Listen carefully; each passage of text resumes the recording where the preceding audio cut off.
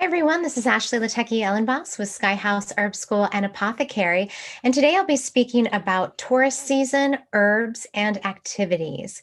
And my hope in this talk is to give you a sense of what's going on in Taurus season, why it's a very good time of year to do very specific activities, and then to also give you some helpful herbal allies that might be a really good support to you during this time.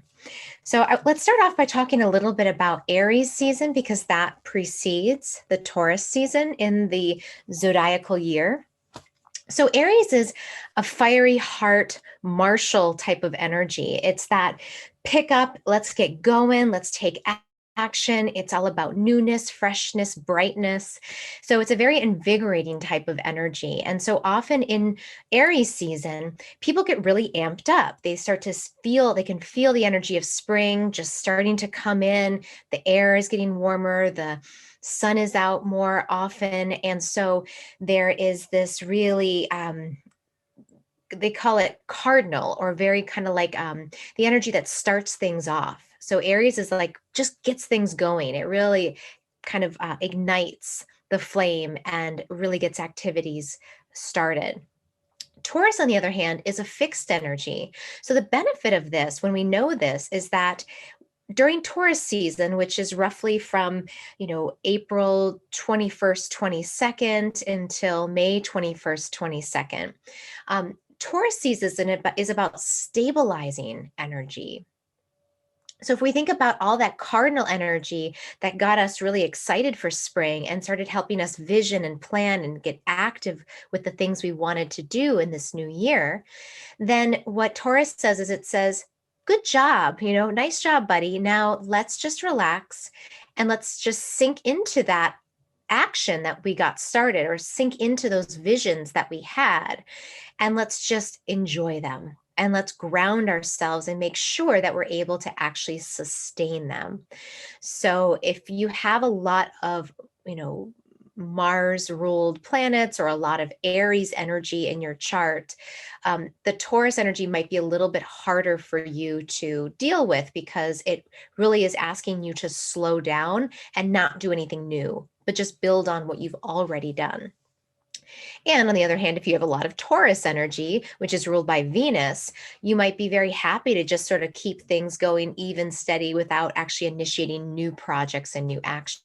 So when we can kind of move through the zodiacal year and each season, think about what are the gifts of that season, it can be a really helpful way just to keep us well balanced so that we are entertaining and activating all the different elements of our psyche. And we have all 12 of those zodiacal energies in us. It's not like if you don't have Libra in your chart, then you contain no Libra. No, we have all of these energies in us. And so it can be really nice to make sure that we are really practicing and enjoying what each of these seasons has to offer. So, as I mentioned, Taurus is a Venus ruled sign.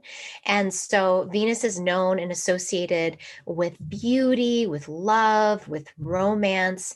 It's associated with good food and leisure and things like that. As I mentioned, Taurus is a fixed sign. So, if we think about a fixed sign in a Venus ruled fixed sign, what Taurus really wants to do is like, give me all this good stuff. And I want to sit in a big cozy pile and enjoy it. And I might not want to share it, which is not a great quality of this season, but so you have to work against some of the extremes that can happen in each season. But there is something important about taking stock, stopping, enjoying, and stabilizing yourself in the energy of what you have already created, or visioned for yourself. So let's talk a little bit about the types of activities. I guess I'll start with activities and then we'll go to herbs. So the types of activities that would be really good to do this time of year, this season, again, from mid-April to mid-May, would be anything that requires fixed focused energy and the creation of something beautiful, or that the process in itself is enjoyable. So for me, I'm a sun and moon Taurus. So the ideas are very easy. It's like gardening. Like that's like probably the simplest and greatest example, because, you have to, hopefully in the Pisces season, you were dreaming, and then in the Aquarian season you were planning, and then in the Aries season you were starting to sow your seeds and get the beds ready. And now Taurus season is really about like enjoying it, and like getting your hands dirty and maybe buying plants depending on where you live and if it might snow again. But putting perennials or annuals into the ground might be something that you do during this season. Usually we recommend around Mother's Day, which is on May 9th this year. So, sometime around May 9th is when you might really like, you can prepare the beds in early Taurus season or in Aries season, and then really start to get into it during the Taurus season. Also, just yard work. Even if you don't have extensive gardens, this is a really good time of year for just looking around your yard and tidying it up and beautifying it. And maybe there's some old things that you threw to the side, like some old broken pots that you can clear out. Maybe there's some rearranging you can do on your deck. So just use this as a time of year to really beautify the spaces that you have, and to give yourself a long amount of time to do it. Not just like, oh, I'm going to get this done in a few hours. No, I'm going to take this whole week to beautify my yard. So think about it as Taurus really likes to have that leisurely, non-rushed time. And I think our bodies, which are Earth in many ways, really also like that slow, steady pace. Long vacations would also be something good during this time. So if you are going on a trip somewhere where you can just have leisurely, unstructured time, that's a really good activity during Taurus season. Artistic activities. So again, remembering that this is a Venus ruled sign. So anything that is going to bring forth beauty from the inside out. So painting, you might start getting into painting and really invest yourself this season in doing some artwork or poetry, creative writing. It could be really anything, but that artistic energy right now where you can actually sit down and focus is really strong. And then that will start to dissipate when we get into Gemini. So now is a good time. Ground and get that started and finished. And meditation. They say that the Buddha is thought to have been a Taurus. So he was born in the Taurus season. And if we think about the Buddha, sitting underneath the Bodhi tree and meditating, the amount of stillness and patience that one must have to go for long periods of time in a meditative state. So even if you are not a Taurus, this is a really good season to to have space for longer meditation practices. So if you've been meditating for 2 minutes, bring it up this month to 5 minutes. If you've been meditating for 5 minutes, bring it up to 10, right? Like up your game a little bit. If you're doing japa and you're doing recitation of mantra on your beads, this might be a good month to say, okay, I'm going to go from 8 rounds up to 15 or 16 rounds, right? So again, persistence, steadiness, building of a stronger foundation. And this will be really helpful when we get into the next season of Gemini, which is a little bit more chaotic and crazy. It's a little bit more, there's a lot more fluctuation. It's the time sort of between spring and summer. So, the whatever foundation you can lie and get set out here will really benefit you from mid-May to mid-June. You also need to be mindful of some of the Taurus season's less wonderful qualities, which would be overindulging. So you want to watch out for overindulging. That could be in food, that could be in recreational drugs, whatever it is that is, you tend to go towards. Like this is a good season to really practice moderation with that. Also overspending, because as a Venus ruled sign, it is connected with money and spending and the joy and the love of spending and buying nice things. So you also want to watch your wallet over the next month and just make sure you're making really wise purchases. it's not to say don't buy anything. It's actually a really good season to buy beautiful things, but you just don't want to overdo it. And then also over analyzing beauty. So, in the Taurus season, beauty is so apparent to us. And so we want to be very gentle with ourselves as we look in the mirror. This might be a season where you want to go to extreme measures to beautify yourself in some way, or take extreme actions to modify your body. And I would just say, really give yourself the whole season to think those things through, and try to find simple, maintainable things that you can start. So, maybe instead of something extreme, you could just start drinking more water, or you could start moving your facial care products to a more organic and natural line, right? So there might be things that you can do that will still help you to feel like you're doing something to beautify yourself, but it's something that is a little more gentle and sustainable. All right, now let's talk a bit about the herbs. So when we look at the herbs, we're going to look at Venus ruled earthy planets. No, plants. Planets and plants.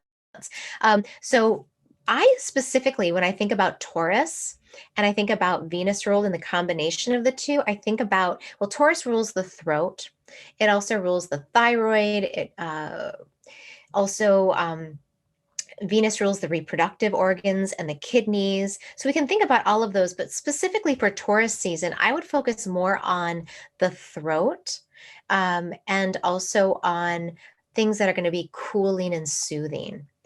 The herbs that are ruled by Venus tend to be generally relaxing. So Taurus is like a very, it's the bull, sitting in the sun, nice and slow and steady. So it's going to be herbs that give us that grounded, steady feel.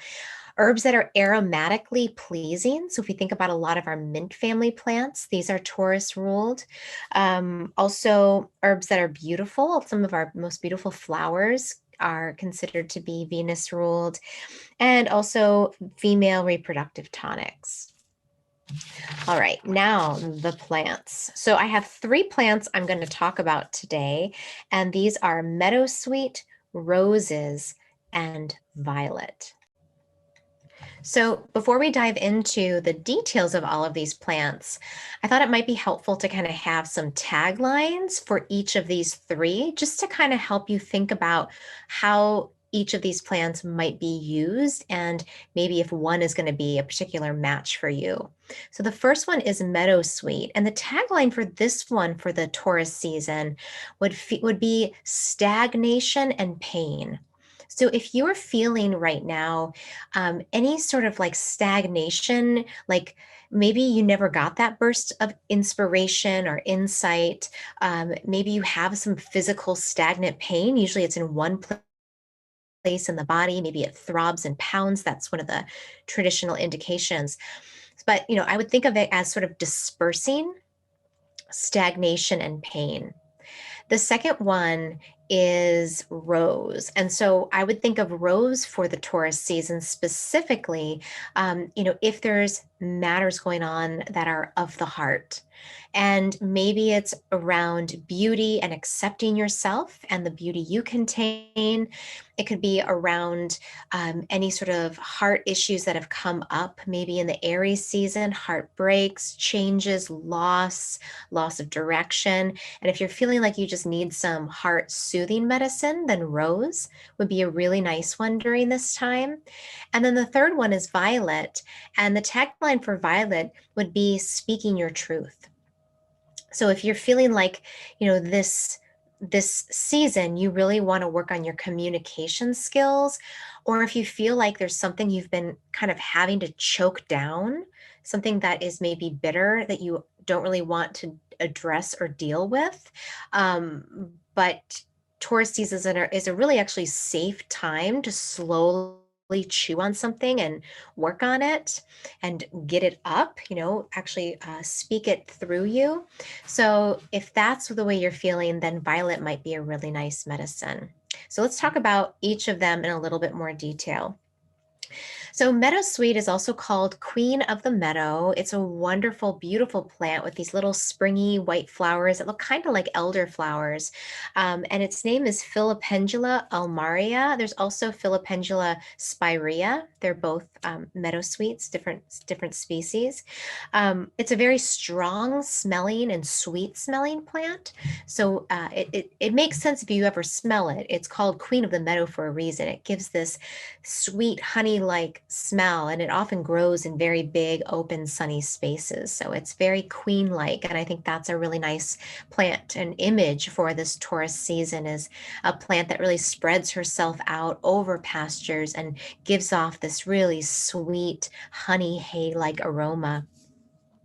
This plant is contains salicylic acid, which is also found in willow bark, and it's the main compound found in aspirin. So it's a natural anti-inflammatory and pain reliever. And the eclectics and also the more ancient herbalists would think about this herb specifically for stagnant pain, as I mentioned before. So maybe there's a site of an old injury, or maybe you just have this chronic kind of dull, throbbing pain in one part of your body. It's not the type of pain that moves around, that's windy. It's a really grounded, earthy, stable, fixed type of pain. So if that's something that you're dealing with, then this plant would be very good. It's also a wonderful herb for reflux. So if you're having any difficulty with digestion and food just sort of comes up or you belch and you get burning, then this is a really wonderful plant. Jim McDonald says, if somebody is really quick saying, give me something for heartburn, his first response would be meadowsweet, try it, see if it helps. So it can be one of those herbs that can be very helpful there. It's also really good for just stomach aches. It can be good for stomach cramps, headaches, and rheumatic pain. So if you have achy joints or any sort of if you have rheumatism, for example, or rheumatoid arthritis, then meadowsweet would be a really nice one. In terms of how you take it, you can take it as a tincture or a tea. As a tincture, 30 to 60 drops as needed. As a tea, 1 teaspoon in about 8 ounces of hot water. Steep it for about 10 minutes. The only time you would not want to take this herb is if you have any sensitivities to aspirin.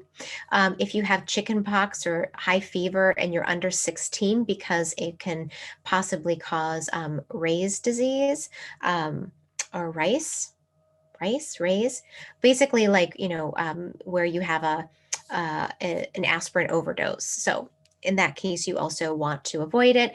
And then also it's been said to possibly create spasms in the bronchi of the lungs. So if you have asthma, then it might not be the best herb for you either. So just want to give those little contraindications. Let's see, what else? Let's talk about roses. So roses, there's so many different species of medicinal roses. So I'll just say Rosa SPP, and SPP dot just means, various species. So there's Rose Damascus, there's Rose Otto, there's so many different rose species that are medicinal. But rose as a general medicine for Taurus season is a really nice one. It's slightly astringent. So if we think about Taurus as sort of being I guess it's kind of like cold. It's like earth. So it's can be cold and wet, or it can be kind of cold and dry. But if you tend to run a little bit more on that cold and damp side, then the astringency is going to help to create some good boundaries and toning in the system. It's also, as I mentioned before, a really nice heart remedy. And so it's high in flavonoids and vitamin C. It can help with arterial and venous function. So if you're having any heart issues, then it can be a really nice medicine. And when I say heart issues, I mean both physiological and emotional. So I think it really does work on both levels. We know that rose is a strong aromatic. It has that signature rose scent, which makes it just delightful. And so if you are, really looking to luxuriate or really bask in the glow of this Taurus energy, then a little cup of rose tea or some rose hydrosol to spray on yourself would be a really good way to pamper and soothe yourself. It's also a gentle nervine, so it has that relaxing, gentle sedative quality to it. And it's very versatile. So to me, the medicine of rose is so nice because you can find them at a store or at your local florist, and you can have roses in little vases throughout your house, and that will bring rose medicine into your home. You can also take baths with rose petals. There's all sorts of different rose skincare and face care products that you may want to start to incorporate. I really love rose seed oil for the skin. It's really good for your keeping your skin youthful. um, and my other favorite way of taking it is as a cold infusion. And so to do this, you would just take a few teaspoons of dried rose petals. Really want to get organic because a lot of roses commercially grown are treated with lots of pesticides. So organic rose petals are really essential when you're using them as medicine.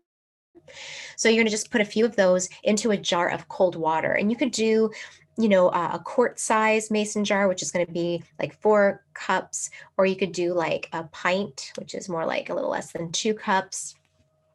And just cold water infusion overnight. So put it in a cup or a container, let it sit overnight, and it has the most amazing flavor. And it won't be super drying if you do a cold infusion because the tannins, which are really astringent, they come out best with heat. So if you want that astringent tonifying quality, especially if you have edema or swelling or dampness in your system, then do a hot infusion. And you only need to do that for about 15 minutes. So I would do like 1 teaspoon of dried rose petals in a cup of hot water, covered for 10 minutes or 15 minutes, strain it and then drink. Otherwise, the cold infusion gives you just, there's no, I can't even describe how beautiful the floral tastes are when they're not damaged by the heat. So give that a try if you haven't tried that before. It's also a brain tonic and a brain rejuvenative. So if you're also feeling maybe, the heart and the head are so connected. And if you're feeling like maybe you're just feeling your heart's a little depleted and your head feels a little bit maybe either overwhelmed or you also are feeling mentally depleted, then rose can also rejuvenate the mind as well as brightening the heart. And there was a quote by 18th century herbalist John Quincy, who says, "Rose raises the spirits and gives sudden strength and cheerfulness." Isn't that nice? So that might be a good enough reason to try rose this season. And then the last plant of our Taurus season allies is violet. And violet, for most of us, is going to bloom during this month period. It's an early spring blooming plant, and it has so many medicinal qualities. There's a lot of different species. There's Viola odorata, which is the more fragrant violet. And then there's the more common one, or called the blue violet, which is Viola sororia. Viola sororia is that more common blue colored violet. But all of them can be used. They're edible, so you can eat them in salads. I mean, think about Taurus and just the beauty of or how much Taurus loves beauty. So you can decorate and adorn your salads. You put it on top of your gazpacho soups. You can add some flowers into a smoothie. I will put them in my oatmeal in the morning. So there's so many ways you can use those fresh flowers to decorate your food. But also medicinally, it has a number of really wonderful properties. It's really high in a bunch of nutrients, vitamin C. It has a little bit of vitamin K. It has calcium, magnesium, and other minerals. It also has mucilage, which is really good for soothing and cooling inflamed tissues. So if you have any digestive issues, or specifically if you have a sore throat, or if you have issues with your throat, you'll find it to be a very, very soothing remedy. And one of my friends and fellow herbalist, Amanda Dilday, in her book, Flowers for a Girl, which is a wonderful book on using herbs for healing sexual trauma, she talks about violet specifically as the herb that helped her to remember her childhood sexual trauma experiences and then to get the courage to start to speak it and to start to heal it. And so Violet was very imperative in her journey. And I have found through the years that, it's called the flower of shyness. And so there's this humble, naive, childlike quality to Violet that I think really gives people permission and a sense of sort of safeness and security when they take it, to start to see what's under the surface, to see what needs to be spoken, what needs to be revealed, and to do so in a very kind, loving, slow, and compassionate way. And again, the slowness of Taurus season is a good time to do that. So you could take Violet and just see, maybe this would be what you take some violet syrup or some violet tincture before you start to journal, or before you write and paint, or before you go out and garden, right? You can use it as a medicine to start to shift the waters of the body and start to help your voice find some words that maybe you weren't able to find before. It is Culpepper says it's mild in nature and in no way harmful. So it's a very, very safe plant. It can be used in children. It can be used, it really doesn't have any contraindications in terms of health, and neither does rose. The best way to take violet, I would say, is as a honey or as a syrup. And I'll give you a quick recipe of how to do that. Maybe I'll even post this on my Instagram. But this is a jar of violet flower honey that I made from April of 2019. So this is a 2-year-old batch and it's still delicious. So basically what I did is I filled this jar as much as I could with violets, with fresh violets, and you can rinse them. You can rinse them a little bit. In my yard, what I'd like to do, because if you rinse them and the water stays, it can spoil them. So what I did is I just waited until after it rained. And then I let the sun come, and then it dried the flowers, and then I went out and I harvested them. So I let the rain do the washing, and then I harvested them dry. But basically, you just fill up a jar, you pour honey over it, you give it a good mix. I would use a chopstick because it's less surface area to stick and clean. And then you cap it and you just let it sit in a cupboard for 2 weeks to 4 weeks. And then you take it out and then you strain it. And it's a little tricky to strain because depending on what kind of honey, I used raw honey. So it's really, really thick. So what I ended up doing was just picking them out with a toothpick, and then putting them into a muslin cloth bag with really wide, like a very loose muslin cloth bag. And then I squeezed out the honey I could from the flowers. So you can try that. You can also use a more refined honey. And then that will stay. I mean, I keep this in the refrigerator and it's still so good. And my girls will ask for it. They'll say, can we have some violet honey? And they know it's a special occasion when they can have some of the violet honey. You can also make a syrup. Making a syrup is very similar. Here, we're going to be using sugar instead of honey. So what you would do is you would take 1 cup of deep, densely packed violet flowers, and then you would add 1 cup of water.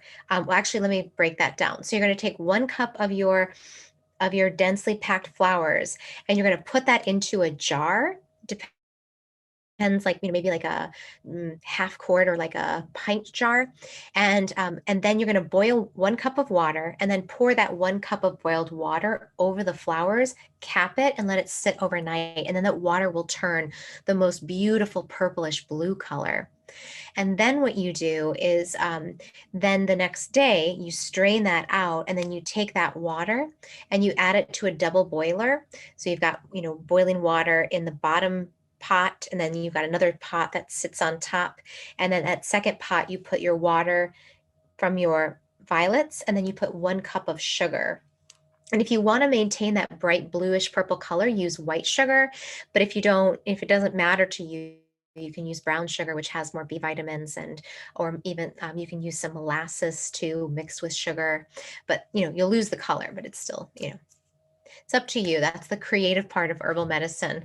But then essentially what you do is on the double boiler, you stir it and you cook it until it becomes a syrup, and until all the sugar will dissolve, and then it'll start to get a little thicker. and more syrupy. And then you just take it off the burner, you let it cool. And once it's cool, you can pour it into a glass jar. And then you can use really fancy, beautiful flute jars, and then store that in your refrigerator also so that it can last years and years. So that's a really good one. And then in terms of dosage, again, you can just dose yourself by the teaspoon, a teaspoon of honey, a teaspoon of your syrup. If you want to buy a tincture, I know Red Moon Herbs, based out of Asheville, North Carolina, has a really nice violet tincture that I like. So I think it's redmoonherbs.com, I believe. But you'll be able to find it if you Google search Red Moon Herbs, North Carolina. So for a tincture, you can do just spirit doses of like 3 drops several times a day, a dropper full, as needed. Again, it just depends on what you're using it for. So I hope that was interesting. And, again, I think this Taurus season, it has so much to offer. And if we really pay attention to this natural slowing down, this natural consolidation energy, this fixed energy of Taurus, and we really give ourselves to it and we use it to help us stabilize and solidify our visions and plans and our actions and do it in a very grounded and very methodical way, then as we move into these other seasons and these other zodiacal cycles, we will bring that with us. We'll have something very concrete that we've either made or done